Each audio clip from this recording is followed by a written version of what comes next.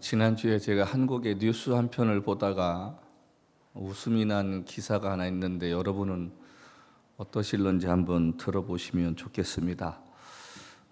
젊은 청년 한 사람이 회사 입사 원서를 냈습니다. 근데 입사 원서에 보면 기록해야 할 내용들이 있지 않습니까?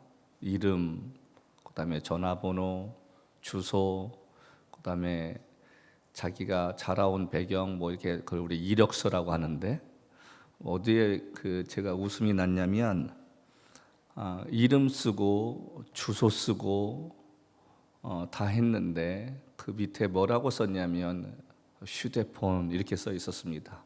이름, 주소, 휴대폰. 그럼 여러분은 뭐라고 쓰시겠습니까? 거기에다가 상식적으로 생각을 하면 각자의 전화번호를 써야 맞잖아요. 근데 그 청년은 거기에 뭐라고 썼냐면 이름 쓰고 주소 쓰고 휴대폰 그랬더니 아이폰 12. 이거 잘 생각해 보셔야 돼요. 여러분, 유치할 수도 있지만 상당히 좀 우리가 심각하게 받아야 될 것이, 전화번호 이렇게 쓰지 않고 요즘 한국은 대부분 휴대폰 이렇게 쓰잖아요. 그럼 휴대폰 그러면 자기 번호를 써야 되는데 기종을 써버린 거예요. 휴대폰 12 이렇게 썼어요.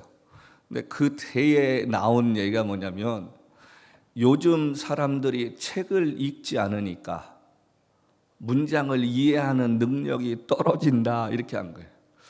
제가 그 이야기를 듣고서 무슨 생각했냐면, 지금 우리가 갖고 있는 이 개역 성경을 요즘 젊은 친구들이 읽을 때 이걸 다 이해할 수 있을까?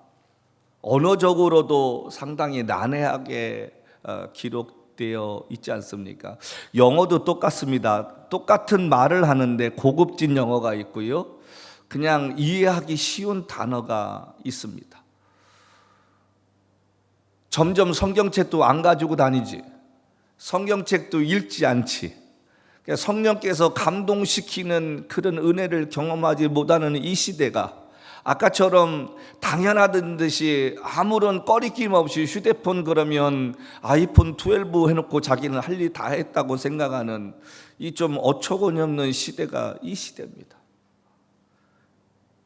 그래서 일반인들이 읽기 쉽게 현대인 성경도 있고 새 버전도 있고 여러 가지가 있음에도 불구하고 하나님 말씀을 가까이 안 하는 게 요즘 시대입니다. 다들 핸드폰에 미쳐가지고요, 핸드폰이 없으면 불안해하고요, 핸드폰 보는 시간만큼 하나님을 생각하지 않는다는 게 점점점 갈수록 문제가 되어져. 우리 마음이 황폐해져 가는 이유가 뭡니까, 여러분? 사람이 왜 감정이 메말라 갑니까? 사람을 사랑하고 사람과의 갈등과 그 속에서 뒤엉키면서 배워가야 되는데, 나 싫으면 그냥 멀리 해버리고 동물이나 이런 IT 기계나 게임에 빠져 사니까 감정이 메말라가고 표현력이 점점점 사라져 갑니다. 재밌는 게 뭔지 아십니까? 요즘 시대 사람들이 그래요. 아버님, 목사님, 형님, 그렇게 시대에 뒤떨어지세요. 젊은 사람들이 그렇게 얘기합니다. 근데 반대로 어른들이 젊은 사람들을 책망하거나 훈계하면 기분 나빠해요. 좀 아이러니하잖아요. 그러니까 요즘 시대가 뭐예요? 책망받기 싫은 거예요. 잔소리 듣기 싫어하는 거예요.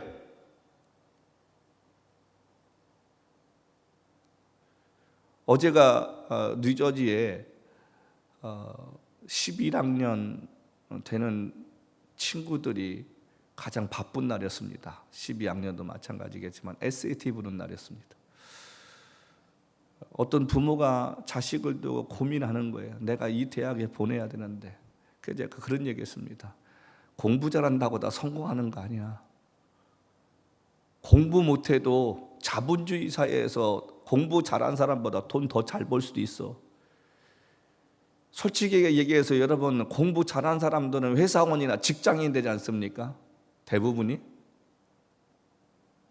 근데 사업하는 사람은 넘어지기도 하고 자빠지기도 하고 또 힘들기도 하지만 그 사람들에 비해 잘 되면 직장인보다 훨씬 많은 돈을 벌어요. 요즘은 공부 잘해야 성공합니까? 그럴 수도 있어요.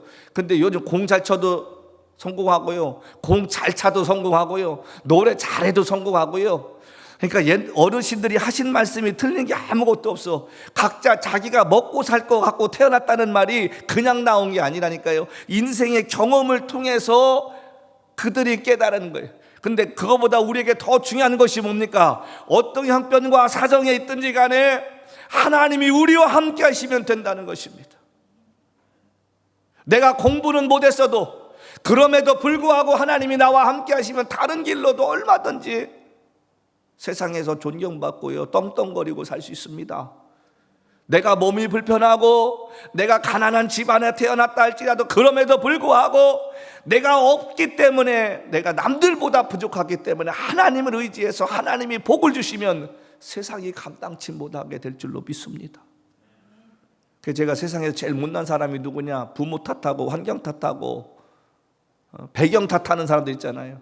나는 이래서 안 돼, 우리 부모는 이래서 안 돼, 뭐 이제 개천에서 용 안 난다고. 개천에서 용 안 나면 어때요? 제가 자라면서 우리 어머님이 저한테 넉넉하게 부유하게 해주신 적 없습니다. 저도 중학교 때부터 신문 돌리고 고등학교 신문 돌리고 고등학교 때 살아오면서 세상 말로 고생하면서 여기까지 왔어요. 그럼에도 불구하고 밥 세 끼 굶지 않는 은혜 주셨고, 남에게 작지만 밥 한 끼 사줄 수 있는 은혜를 주시고 제가 살게 되었습니다. 저는 가진 것이 없고 몸이 불편했기 때문에 누구보다도 하나님을 의지하는 그 삶을 어렸을 때부터 배웠습니다. 그래서 저는 환경 때문에 낙심하지 않아요. 사람 때문에 제가 좌절하지 않습니다. 왜? 이미 그건 내가 목회하면서 수없이 겪어봤기 때문에.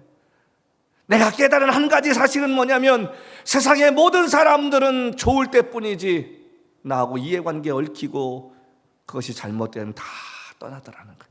그러나 오직 예수 바라보고 살면 그분이 내 인생 책임져 주시더라, 그런 말이지. 아멘이십니까? 여러분, 그거 배우시면 돼요. 그거 배우면 우리 인생 가운데 하나님이 우리를 이끌어 가시고요, 수치당하게 하지 않으시는 그 은혜를 경험하게 된다는 것입니다. 근데 사람들이 그걸 모르는 거예요. 많은 사람들이 예수 믿으면서 오해하는 것 중에 하나가 뭐냐면, 예수 믿으면 병 고침 받고, 예수 믿으면 잘 안 되던 사업도 잘 되고 어려웠던 삶이 평탄한 길로 바뀔 것이다. 과거에 선배 목사들이 그렇게 가르쳤습니다. 그게 다 맞지도 않지만 다 틀리지도 않아요. 정말 예수 믿었더니 병고침 맞는 분도 계시고, 정말 예수 믿었더니 하나님께서 망했던 사업도 일으켜서 다른 걸로 또 일으켜 세우시는 것도 경험하게 하시는 것도 있습니다. 어려웠던 삶이 부유해지게 하시는 것도 있습니다. 그러나 그것이 우리의 신앙의 목적이 되고 그것만을 위해서 예수를 따르는 것이 잘못되었다는 것입니다. 예수를 믿는다는 것을 한마디로 말하면 어떤 것입니까? 내가 어떤 형편과 사정 속에 처할지라도 내가 하나님을 의지하는 그 믿음이 변하지 않고, 내가 바라고 원하는 대로 이루어지지 않는다 할지라도 하나님은 신실하신 분이기 때문에 내가 그분을 섬긴다, 이런 믿음이 돼야 할 줄로 믿습니다. 잘 되면 하나님을 찬양하고 못 되면 원망하고 하나님 끝을 떠나는 그런 신앙이 아니라 그리 아니하실지라도라는 신앙이 말이지요. 제가 한국에서 목회할 때는 목회자가 이중직을 갖는다는 건 상상도 못했고요. 그것은 정말 믿음 없고 신앙 없는 목사들이 하는 짓이라고 배웠고 그렇게 생각했어요. 근데 제가 미국에 살면서 그것이 얼마나 잘못되어졌는가를 깨닫기 시작했습니다. 일하는 게 나쁩니까? 여러분, 돈이 나쁩니까? 돈 버는 게 나쁩니까? 아니요. 같은 돈이랄지라도 그것을 어떻게 쓰느냐에 따라서 그것이 하나님이 기뻐할 수 있고 하나님이 싫어할 수 있습니다. 똑같은 칼인데 요리사의 손에 들려지면 맛있는 음식을 만드는 재료를 쓰는 데 사용되었지만, 그것이 강도와 살인범에게 들려지면 여러 사람을 힘들게 만드는 흉기가 되어져 버립니다. 복 받는 것이 잘못된 것 아니고요, 돈 많은 것이 잘못된 것이 아닙니다. 누구를 위해, 무엇을 위해 쓰느냐, 그것이 중요하다라는 사실입니다.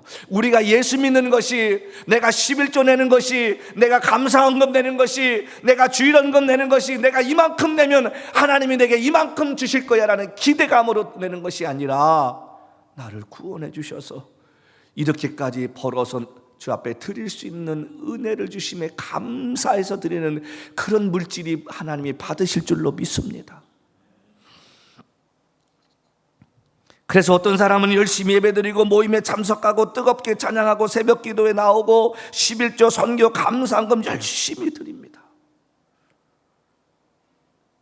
이제 저도 목회 어느 날 마지막을 향해 달려가는 나이가 되었습니다. 제가 요즘 뼈저리게 느끼는 게 뭐냐면, 많이 배우고요, 많이 기도하고요, 그게 중요하지 않더라는 거예요. 정말 중요한 것은 저와 여러분의 삶이 바뀌어야 할 줄로 믿습니다. 내 성격은 원래 이래. 아니요, 내가 은혜 받으면 이제부터 남을 위해서 맞춰줄 수 있는 성격에 대할 줄로 믿습니다. 예수께서 말씀하신 대로 원수가 굶주리거든 먹이고 오리를 가라거든 심리를 가고 겉옷을 달라가면 속옷까지 주러 가는 것처럼, 나를 위해 사는 것이 아니라 저와 여러분의 인생이 남을 위해 살 수 있는 삶이 되할 줄로 믿습니다.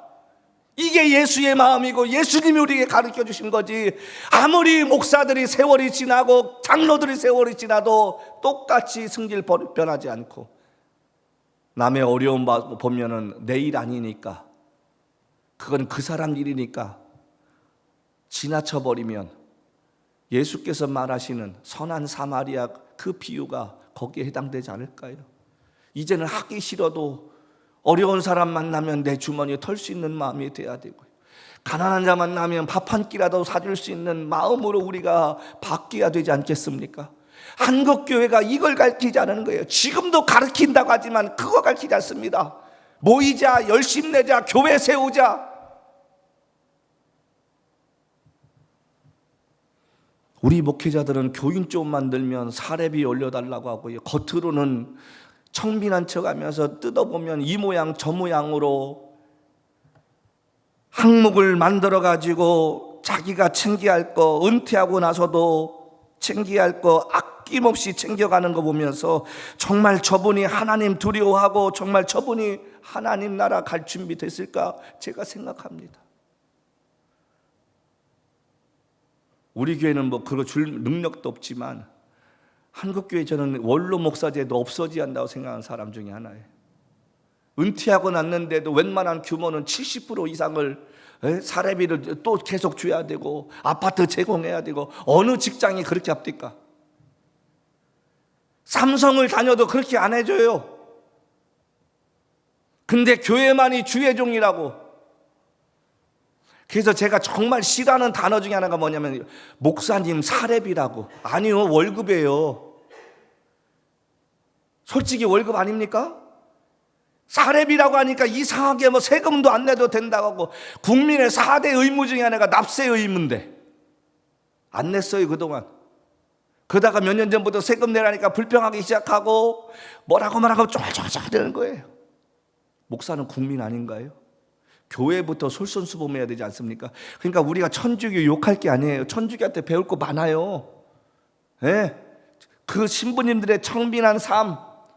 엊그저께 저희가 교계의 어떤 일을 마지막 마무리하면서 감사하는데 오신 분이 구세군 사관님이셨습니다. 제 친구도 사관이라 그분들의 삶을 알아요.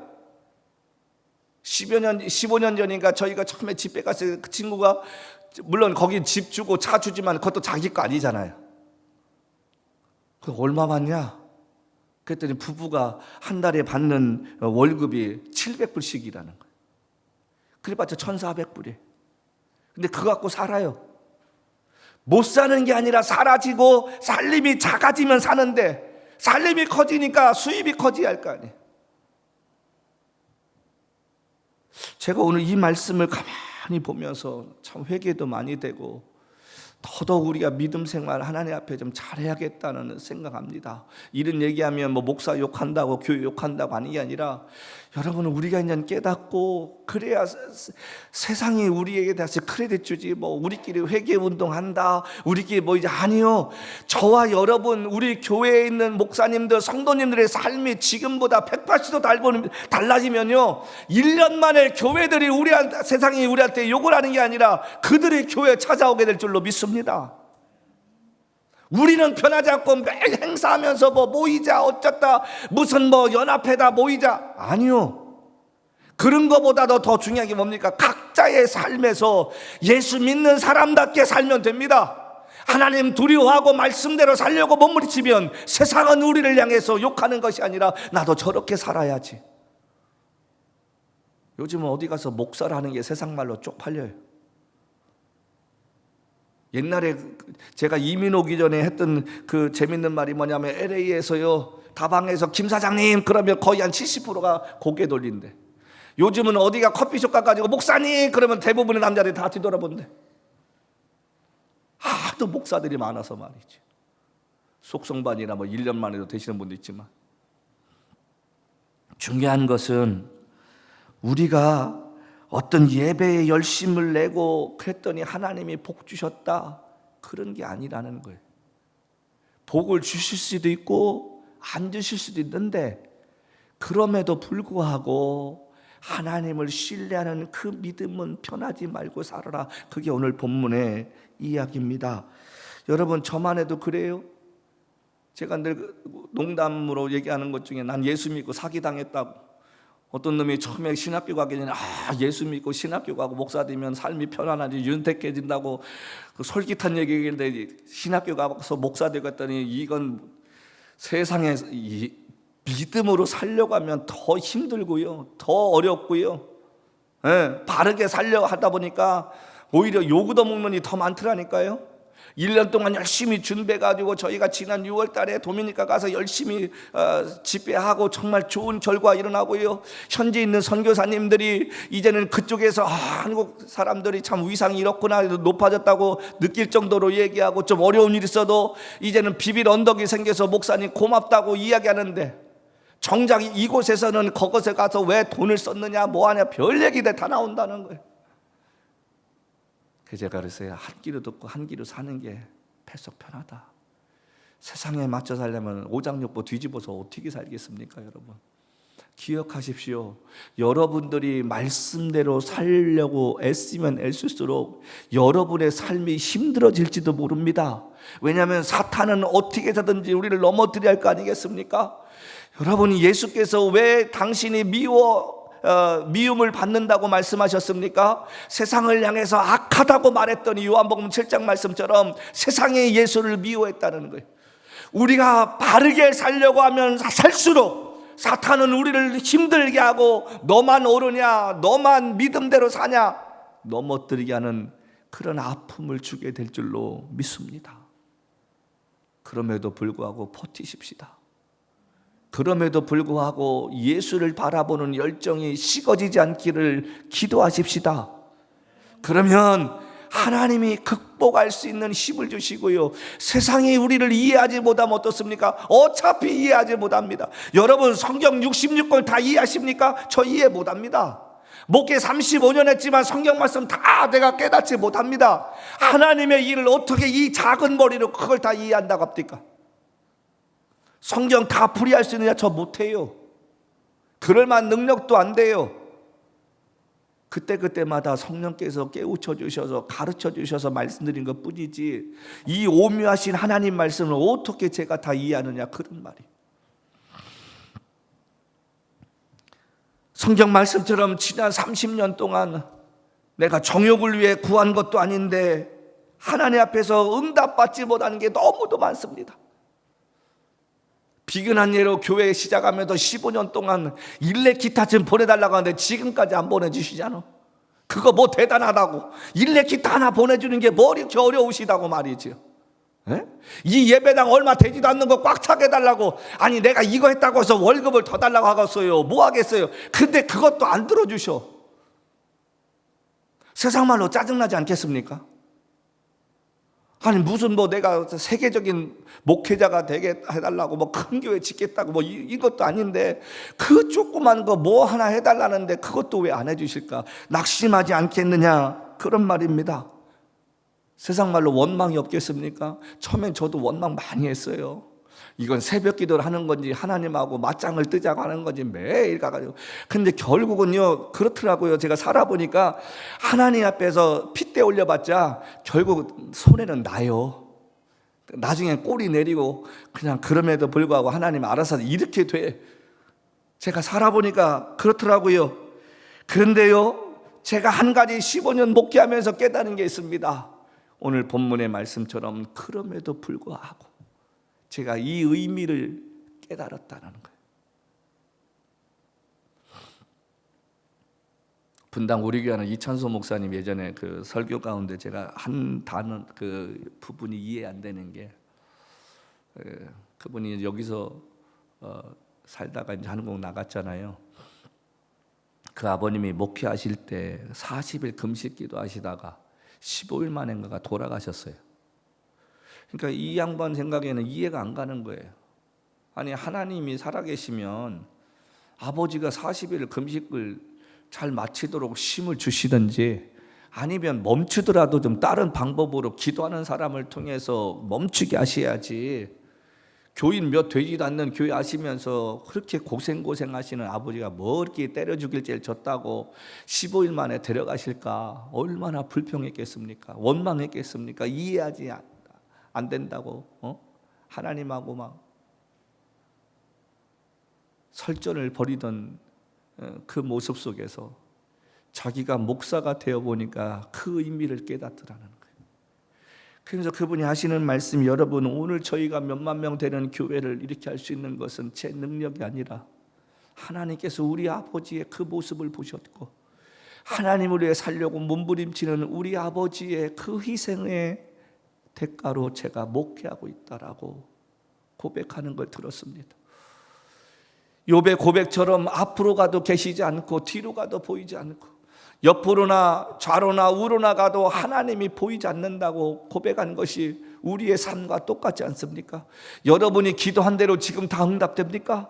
여러분이 바라는 대로 하나님께 됩니까? 아무것도 염려하지 말고 오직 모든 일에 기도와 간구로 구할 것을 감사함으로 하나님께 아뢰라. 그리하면 모든 지각에 뛰어나신 하나님의 평강이 그리스도 예수 안에서 너희 마음과 생각을 지키시리라. 여러분 그 바울이 얘기한 대로 그렇게 됩니까? 아무것도 염려하지 말고 기도했더니 기도한 대로 다 되나요?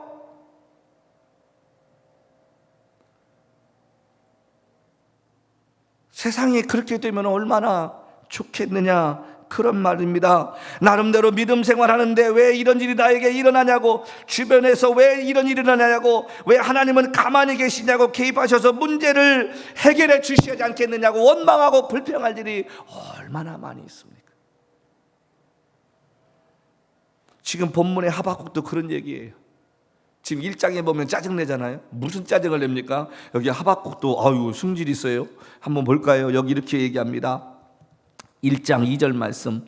여호와여 내가 부르짖어도 주께서 듣지 아니하시니 어느 때까지니까 내가 강포로 말미암아 외쳐도 주께서 구원하지 아니하시나이다. 어찌하여 내게 죄악을 보게 하시며 패역을 눈으로 보게 하시나이까. 겁탈과 광포가 내 눈앞에 있고 변론과 분쟁이 일어났나이다. 한마디로 말하면 이게 나라냐 이거예요. 그래서 한국 사람들이 많이 쓰는 말이죠. 이게 나라냐고. 하나님 왜 이런 걸 보게 하냐 말이에요. 내가 속이 뒤집어지고 열불나서 못 살겠나이다. 어떻게 좀 해 주셔야 되지 않느냐고. 사실은 하박국서 있는 말씀은요, 이 좋은 얘기보다는 지승기를 못 이겨가지고 하나님한테 막 쏟아놓는 그 얘기입니다. 그때 하나님이 들으시고 나서 뭐라고 하냐면, 야 기다려봐, 내가 갈대아 사람을 통해 가지고 내가 이 민족을 쓸어버릴게. 그랬더니 이제 그 얘기는 뭐냐면 바벨론을 통해서 이스라엘 백성들을 내가 처리하겠다. 그랬더니 이제는 또 하박국이 뭐라고 하는지 아세요? 하나님 앞에서 이거 나라입니까? 이 나라 손 좀 보셔야 되지 않겠느냐고 해서 하나님께서 그래 네가 원하는 내가 손 봐줄게. 그랬더니 이제 하는 말이 뭐냐면, 그렇다고 해서 또 하나님 다른 나라를 통해 가지고 이렇게 치시면 어떡합니까? 그 얘기인 거예요. 뭐 어쩌라는 거예요 하나님 앞에서. 이렇게 해주시겠다 했는데 또 그건 또 안 된다네. 에? 아니 지가 원하는 대로 이게 나라냐고. 도대체 눈으로 꼴을 못 보겠다고 하나님 정리 좀 해달라고 해서 오케이, 그럼 내가 알아서 네가 원하는 대로 내가 이 민족을 내가 쓸어버릴게. 그래가지고 바벨을 통해서 해주겠다 했더니 이 인재는 또 그렇게 한다고 또 뭐라고 하고 말이죠.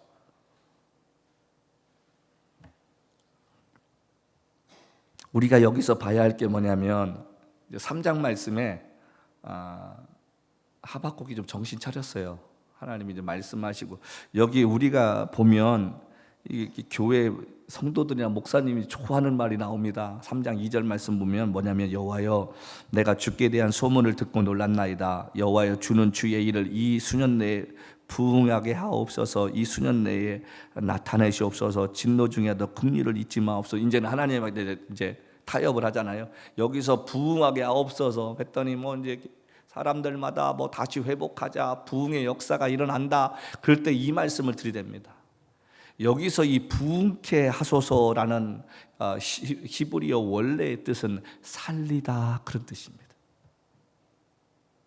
그러니까 숫자적으로 늘어나는 게 아니라 영혼을 살리는 것을 말합니다. 참다운 부흥은 숫자가 중요한 게 아니라 한 사람 한 사람이 하나님 말씀 안에서 되살아나는 것인 줄로 믿습니다. 하나님 앞에서 회복되어진다는 말은 하나님을 두려워하고 하나님 말씀대로 살아보겠다고 옷을 찢으며 결단하는 그 삶을 말합니다. 그러면 숫자적인 부흥은 자연스럽게 따라온다는 것입니다. 1907년에 평양에서 일어났던 대부흥의 운동은 갑자기 사람들이 늘어난 것이 아니라 선교사들이 내가 선교하면서 조선 사람들을 무시했던 것, 여러분 회개합니다, 용서해 주십시오, 금요 철야기 때 그 사람의 그 말의 시작으로 거기 있던 사람들이 뒤집어지면서 나도 이런 잘못했는데, 나도 첩을 두었는데, 나도 도둑질을 했는데, 나도 사기를 쳤는데, 그렇게 회개하면서 일어났더니 그 모습을 보고 다른 사람들이 예수 믿기 시작한 겁니다.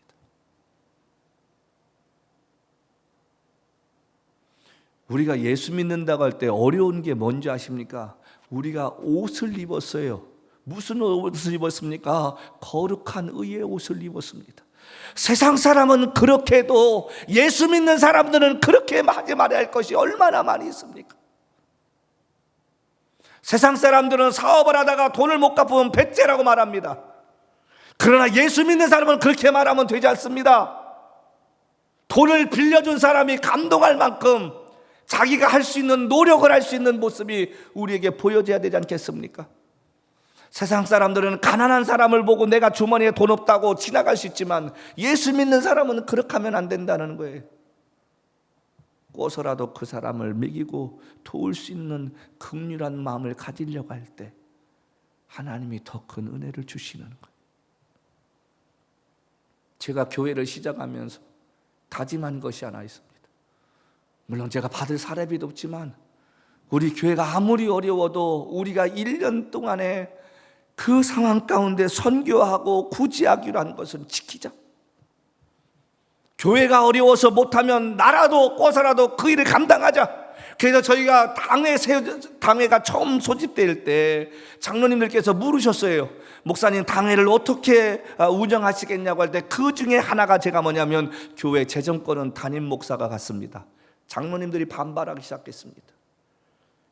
목사는 돈에 대해서 무관하셔야 됩니다. 돈을 알면 큰일 납니다. 그래서 제가 장로님한테 그런 말씀을 드려요. 장로님, 여기서 담임 목사가 교회 재정권을 갖는다는 말은 교회 재정을 담임 목사가 쓰겠다는 게 아니라 교회 돈 펜이 하나 나가더라도 담임 목사가 왜 나가는지 그것을 보고 결제하고, 교회 어려움 겪으면 담임 목사가 먼저 그 일에 대해 책임을 지려고 하는 자세가 있어야 된다는 것입니다. 그래서 제가 재정권을 갖는다는 거지, 그 돈 가지고 제가 무엇을 하겠다고 내 마음대로 쓰겠다고 누구 말대로 제가 판공비 달라고 제가 하지 않겠습니다.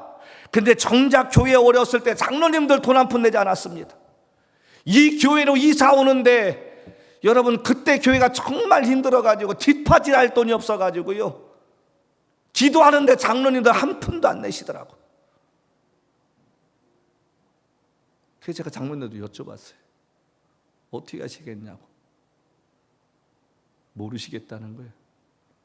제가 했어요. 제가 15년 우리 교회 목회하면서 한 번도 제가 교회 카드로 기름 넣어본 적 없습니다. 단 한 번도 교회 돈으로 제가 책 산 적 없습니다. 사도행전 20장에 나오는 바울의 말처럼 내가 너희들 걸 뺏은 적이 있느냐? 내가 돈 가지고 너희들 가슴 아프게 한 적이 있느냐? 그것처럼 단 페니 하나라도 교회 돈 갖다가 제 사적인 것으로 써본 적 한 번도 없습니다. 왜요? 목회자는 교회를 다니는 동안 교회를 위해 희생해야 할 삶을 사는 거지, 교회 돈 가지고 갔다가 자기 유익을 쓰선 안 된다는 생각을, 제 믿음은 그랬습니다. 은퇴하는 날까지 그 마음은 편하지 않을 줄로 저는 믿습니다. 우리는 하나님의 시간에 어떤 일이 이루어지기를 원하기보다는 우리가 원하는 때에 하나님이 그것을 맞춰지길 원합니다. 그게 안 되면 용기 잃고 낙심한다고 말합니다.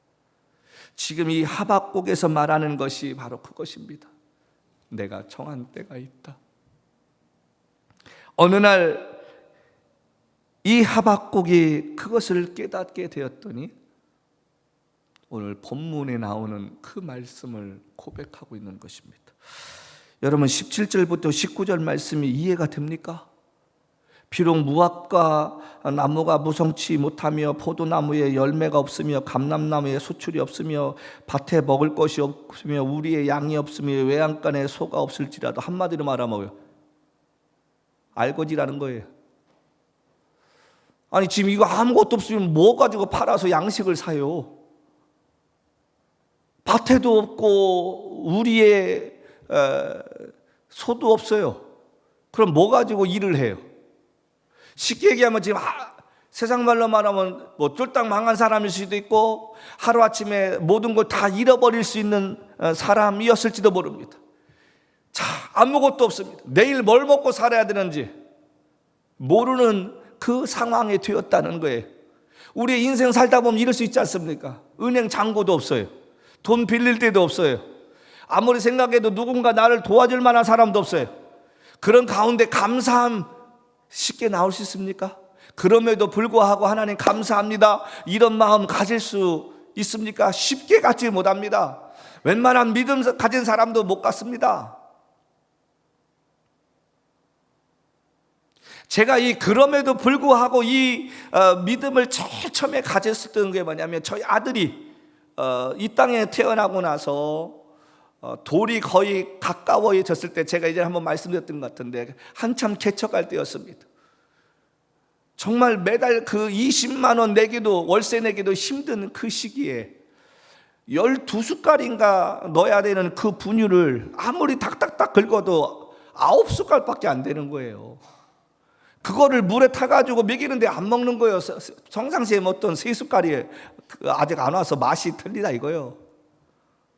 계속 거부하고 혓바닥 내밀고 못 먹겠다고 치우라는 막 밤새 우는 거예요. 와, 그때 갑자기 막 짜증나는 거예요. 내가 무슨 하나님 앞에 대단한 걸 달라고 한 것도 아닌데 자식 새끼 우유값이 없어가지고 우유를 먹이지보다는, 야 이거 앞으로 이렇게 내가 계속 살아야 되냐, 막 내 스스로에 대한 짜증도 나고, 그냥 한의사 됐으면 이거 이렇게 안 했어도 됐을 텐데 내가 왜 이런 일을 벌여가지고 내가 이렇게 지금 가슴 아픈, 그것도 방이냐고 커요. 그냥 한 평 좀 남짓하는 그 조그만 방에서, 화장대도 없고, 화장대는 하나 있었구나. 정말 세 식구 누우면 될 만한 그 좁은 공간에서 말이죠. 밤새 우는데 애는 배고프다고 하죠. 그 밤에도 살아갈 데도 없지만 돈도 없었고요. 목회 정리할까? 그러고 새벽이 됐는데 청년 하나가 그 새벽 기도에 참석했습니다.